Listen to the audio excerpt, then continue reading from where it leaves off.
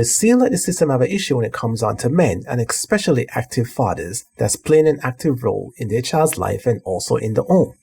The New York Times have taken this to the next level, where for some crazy reason they have an issue with a cartoon called Coachella, where it depicts that a father is playing an active role in the children's life and the children are being homeschooled. The New York Times have crazily taken this to the next level, and they have taken it to the point where we gotta talk about it. What's up, guys, and welcome back to Never Be Less. If you're new to the channel, hit the subscribe button, hit the notification bell. Today, we're going to talk about something that's becoming more and more obvious in what's going on in the system. Did you know that systematically, the system is trying to break families apart?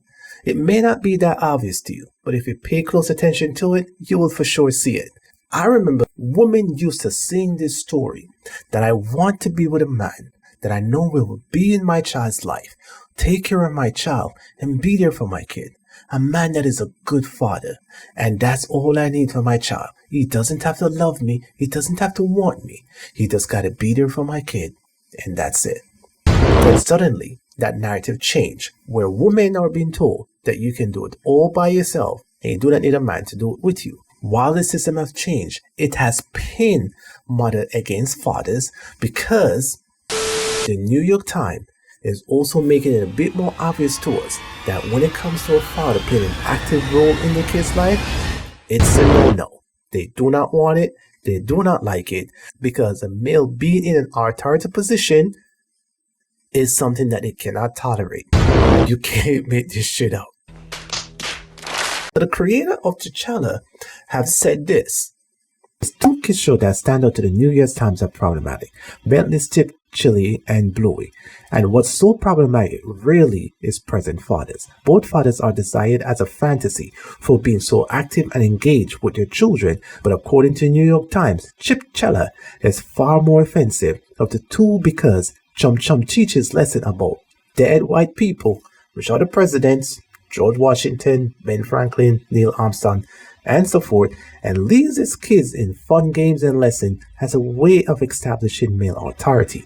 Chipchilla is the most popular show on our new Bentley platform, and Blue is the most popular children's show, period. It's no coincidence that two shows that feature loving and engaged nuclear families with great values will actually enjoy being together and so popular.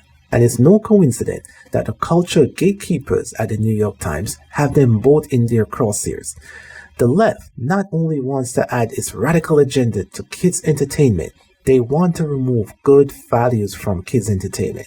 Our culture has fallen so far, and at times it may seem hopeless. Bentley isn't anywhere near the level of size and influence of the New York Times and Disney's of the world. But we created it because we have hope and believe our best days are ahead of us.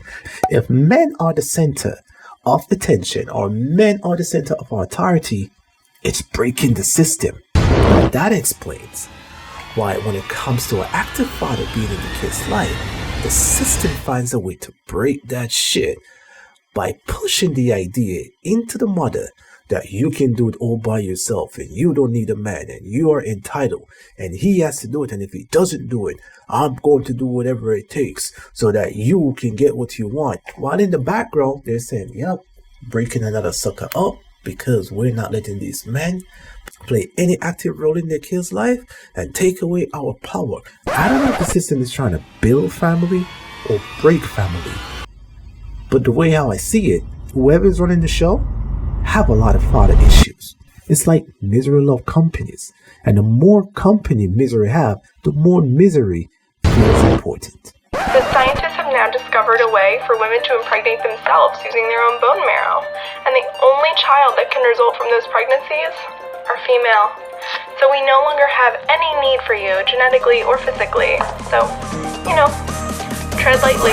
Well, that was anticlimactic. What we fail to realize is the insane hypocrisy that the system is pushing to push men out of the family because they do not want men to be in authority. It's baffling how they get to this point, that the important thing to a household is the same thing that they're trying to remove from the household and then complain that it's not present in the household.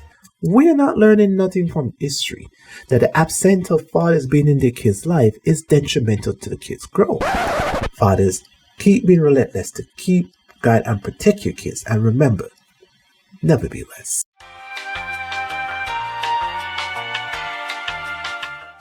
If you don't let men be men, then things start crumbling. Society crumbles, families crumble. Kids need their fathers. So 36% of kids don't have a father. Your father puts confidence in. No disrespect to anybody, but the younger generation of men are soft. And if we had to go to war, they're not protecting America. This idea that because they only have a mom, they're weaker, or because, they're more sensitive, that's, in my opinion, completely false. And I would say in the environment that I grew up in, the teen pregnancies come from girls without fathers. The homicides come from people without fathers. Every bad thing that I did in my life, it was when my daddy was in jail. When my dad was out and I had my dad's reassurance, I was a better person. Children that's raised in a two-family household are more likely to become successful than a child that is raised in a single-family household. However, children that are raised in a single-family household by only their father are more likely to be successful than a children that is raised in a single-mother household.